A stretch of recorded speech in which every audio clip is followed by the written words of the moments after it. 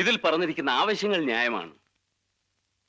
ഞാൻ ഈ നിയോജക മണ്ഡലത്തിൽ നിന്നും ജയിച്ചാണ് മുഖ്യമന്ത്രിയായിരുന്നു വെച്ച് എനിക്ക് ചില പരിമിതികളൊക്കെ ലഭ്യമാനന്ദ. ഒന്നാമത് 18 കോടി രൂപ കമ്മി ബഡ്ജറ്റുള്ള ഒരു ഗവൺമെന്റാണ് നമ്മളുടേത്. എടുത്തോ പിടിച്ചോ എന്ന് പറഞ്ഞ് ഇതിൽ പറഞ്ഞിരിക്കുന്ന കാര്യങ്ങൾ നടത്താൻ കാശിന് ഞാനിവിടെ പോകും. ഏതായാലും ഞാൻ ഫിനാൻസ് മിനിസ്റ്ററുമായിട്ടൊന്ന് ആലോചിക്കട്ടെ. താൻ തിങ്കളാഴ്ച തിരുവനന്തപുരത്തേക്കൊന്ന് വാ. പോവാൻ സമയമായി. ശേഖരൻകുട്ടിയോട് റെഡിയാകാൻ പറ. സാർ, അച്ഛൻ റെഡിയായി, പോകാമെന്ന് പറഞ്ഞു. ഒരു 5 മിനിറ്റ്. സാർ, ഇപ്പൊ തന്നെ വളരെ വൈകി. പറഞ്ഞാ മതി.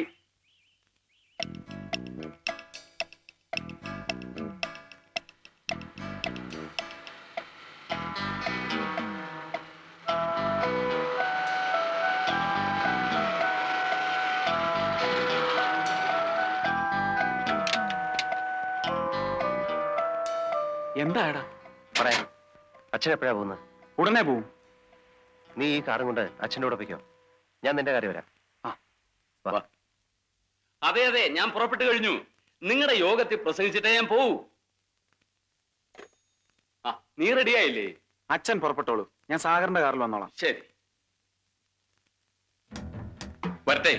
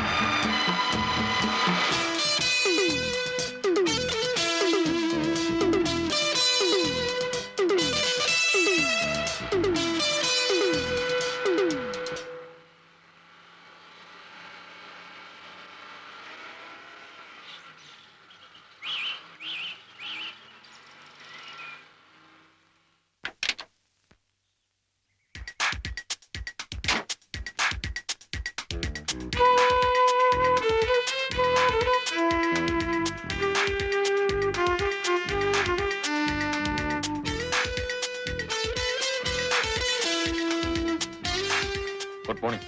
മോർണിംഗ്.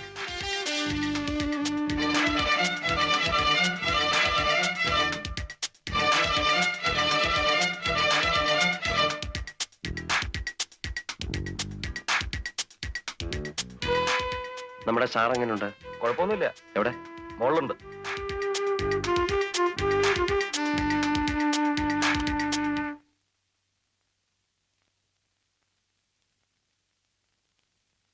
സാറേ, പോണ്ടേ?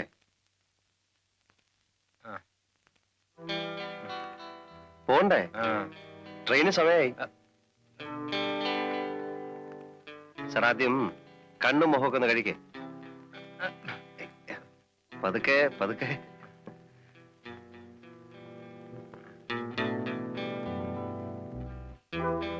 ലോറൻസ്, ഈ പരുവത്തിൽ പുള്ളിയെ ട്രെയിനിൽ വിടണ്ട. നമ്മുടെ ఏదైనా కారే అయ్యా మది.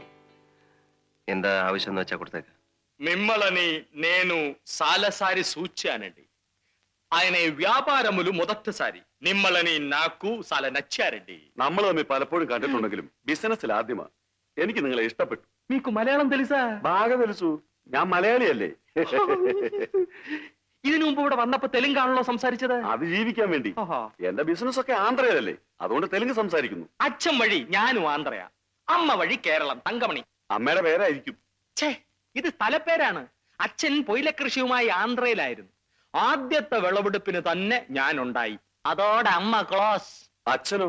ഒരു വിവരവും ഇല്ല. ഞാൻ ഉള്ളതും വിറ്റുപെറുക്കിഞ്ഞു പോന്ന്. സ്നേഹമുള്ള മകൻ. അയ്യോ, അച്ഛനോട് മാത്രമല്ല സ്നേഹം, അച്ഛന്റെ ഭാഷയോടും, തെലുങ്കിനോട്. ദിവസം ഒരു 5 തെലുങ്ക് വാക്കെങ്കിലും പറയാതെ എനിക്ക് ഉറക്കം വരില്ല. നിദ്ര രാതു. സുഖം തന്നെയല്ലേ? അതെ, എല്ലാം കഴിഞ്ഞല്ലോ. കഴിഞ്ഞു. വരട്ടെ. സൂക്ഷിച്ചുകൊണ്ട് പോണം. സ്വർണ്ണമാണ്, കെയർഫുൾ. പോലീസ് എങ്ങാനും വഴി വെച്ച്. എന്താ ഇത്? സ്വർണ്ണമാണ്, കെയർഫുൾ. മേലാൽ ബിസിനസ്സിലൊന്നും ഇടപെടണ്ട. കെയർഫുൾ.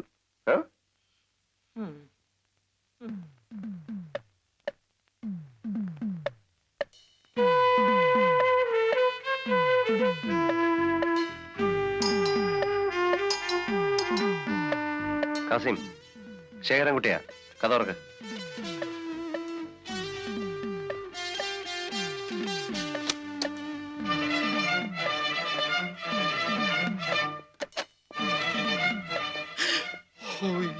അയ്യോ.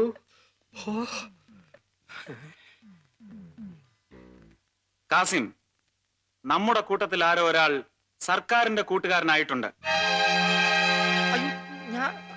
ദൈവം പോലും അറിയാതെയാണ് നമ്മൾ സാഗറിന്റെ ഓപ്പറേഷൻ പ്ലാൻ ചെയ്തത്. എന്നിട്ടും സാഗറിന്റെ കാറിന്റെ പിറകെ കസ്റ്റംസുകാരുണ്ടായിരുന്നു. അതുകൊണ്ട് സൂക്ഷിക്കണം.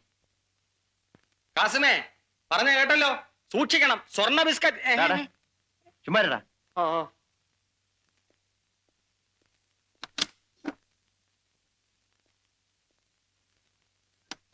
നമ്മുടെ ഓഫീസർ എവിടെ? പോയി. പോയോ? പോയല്ലോ. ഒന്നുകൂടി.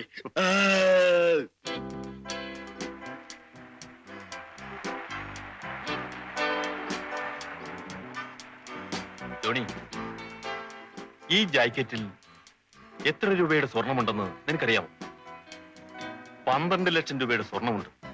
ഇത്രയും സ്വർണം രാവും പകലും ഡ്രൈവ് ചെയ്ത് എല്ലാ റിസ്ക്കും കവർ ചെയ്ത് ചെങ്കോട്ടയിലുള്ള അമീർ സാഹിബിന് എത്തിച്ചു കൊടുത്താൽ നമുക്കെന്ത് കിട്ടും? 10,000 രൂപ കിട്ടും. 6 ലക്ഷം രൂപ വെച്ച് ഒരാൾക്ക് കിട്ടുകയാണെങ്കിൽ സുഖമായി ജീവിച്ചൂടെ?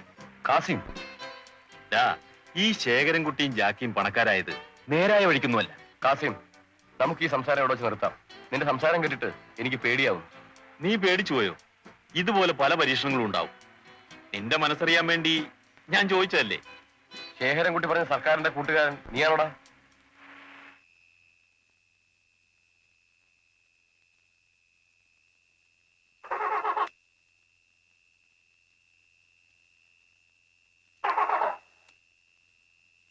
ജോണി, നീ നോക്കി.